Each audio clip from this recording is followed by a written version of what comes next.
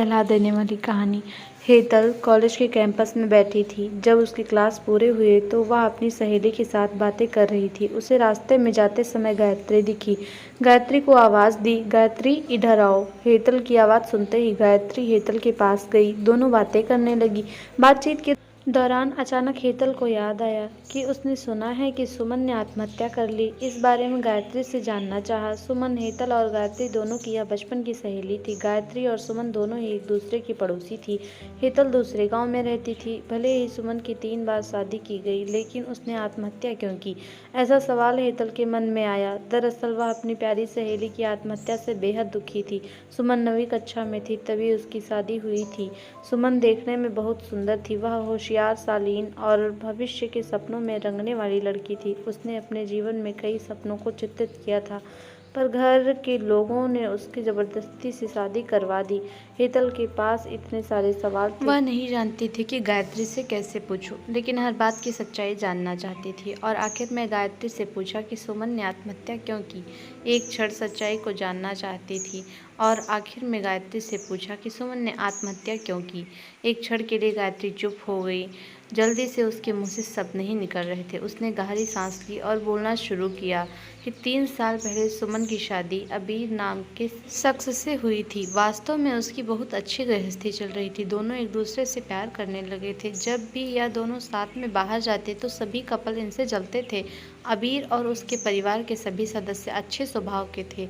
जैसा उसने सपनों में जोड़ीदार सोचा था, वैसा ही उससे पार्टनर मिला था। उसके घर की स्थिति मध्यम थी। अबीर का एक छोटा सा होटल था। उसमें से उसके सारे खर्चे बांट देने के बाद कुछ पैसे बच जाते थे। घर की हालत बहुत साफ सुथरी थी। एक दिन वह होटल से घर बाइक पर आ रहा था। एक बड़ी कार से उसका बहुत बड़ा एक्सीडेंट हो गया और इसी में उसे काफ़ी चोटें आई। हादसे के बाद उसे अस्पताल ले जाया गया, लेकिन सिर में गंभीर चोट लगने के कारण इलाज के दौरान उसकी मौत हो गई। सुमन को बहुत दुख हुआ, लेकिन उसके ससुराल वालों को गलतफहमी थी कि अबीर की दुर्घटना सुमन की वजह से हुई। वह अपशगुनी है, ऐसा उनको लगता था। उनमें से कोई भी उसे समझ नहीं पाया। अबीर के जाने के बाद कुछ दिनों के भीतर ही सुमन को घर से निकाल दिया गया। उसे घर से बाहर निकालने के बाद वह मायके गई और कुछ दिन मायके में ही रही। लेकिन आसपास पड़ोसियों में चर्चा हो गई तो उसके माता पिता फिर से उसके लिए रिश्ता ढूंढने लग गए। जब वह बाहर निकलती थी तो लोग हमेशा उसे ताने मारते थे। इस वजह से भी बहुत परेशान हुई। ऐसे में उन्होंने जल्दी में अमोल से शादी करवा दी। अमोल भी बहुत बुरा आदमी था। दारू पीता था, कुछ काम धंधा नहीं करता, चोरी करता, मारपीट करता। उसका रोजाना यही काम था। इस सब से को बहुत दुख होता था, पर वह कुछ नहीं कर सकती थी। एक बार एक रात को वह देर से घर आया और जल्दी घर में कुछ ढूंढने लगा। सुमन ने उससे पूछा, पर उसने कुछ भी नहीं बोला। उसे जो चीज़ चाहिए थी वह उसे मिली नहीं। इस वजह से वो वहाँ से बाहर चला गया। सुमन रात भर उसकी राह देखती रही, पर वह आया ही नहीं। दूसरे दिन पुलिस को उसका मृतदेह रास्ते के किनारे पड़ा हुआ मिला। उसका चाकू से किसी ने खून किया था। यह खबर सुमन को पता चली तो उस पर दुख का पहाड़ टूट पड़ा। कुछ दिनों तक वह अपनी ससुराल में रही, लेकिन बाद में ससुराल वालों ने उसे प्रताड़ित करना शुरू कर दिया। इस वजह से सुमन वापस मायके आ गई। घर आकर कुछ दिन ऐसे ही बीत गए। हर दिन आ रहा था और जा रहा था, लेकिन सुमन की स्थिति वही थी। उसकी तरफ देखा नहीं जा रहा था। उसका परिवार उसकी स्थिति को सहन नहीं कर सके, इसलिए उन्होंने उसकी वापस शादी करने का फैसला किया। उसके लिए रिश्ता ढूंढने लगे। उनके रिश्तेदारों में गौतम नाम का लड़का था। उसकी पहले से ही एक बार शादी हो चुकी थी और गौतम से सुमन की शादी करवा दी। सुमन बहुत खुश थी।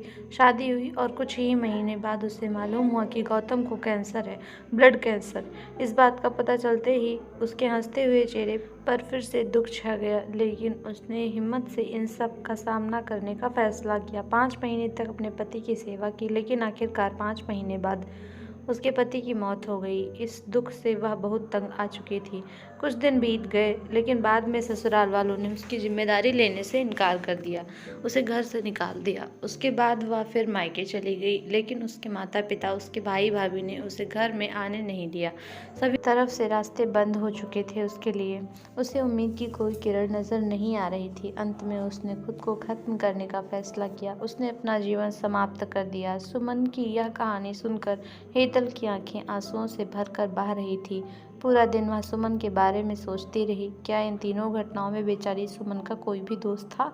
क्या उसके माँ बाप को सिर्फ उसकी शादी कर उसे हर बार किसी के पास भेज देना सही था? वो उसे अपने पैरों पर खड़ा करने की कोशिश भी तो कर सकते थे।